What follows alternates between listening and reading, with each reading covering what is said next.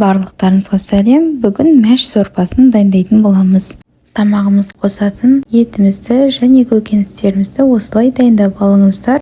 Ең алдымен бір шөміш күнбағыс майына бір дана пиязымызды қуырып, майыңызды күйдіріп алыңыздар. Енді дайындап қойған етімізді майымызға қызарғанша қуырамыз.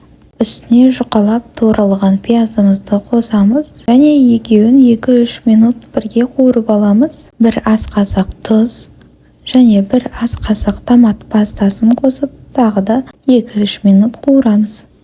Енді сорпамызға сәбізімізді қосамыз, араластырамыз және мәшті ыстық суға 3-4 рет жуып алғаннан кейін сорпамызға қосамыз.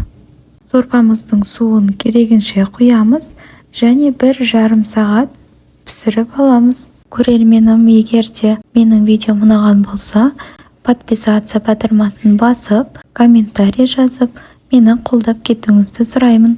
1,5 сағат қайнаған сорпамызға картопымызды саламыз және салқын сумен 3 рет қайталап жуылған күрішімізді сорпамызға саламыз. Енді сорпамыз 15-20 минут қайнайды. Осымен сорпамыз дайын болады. Астарыңыз дәмді болсын. Сіздермен бірге Индира Отар.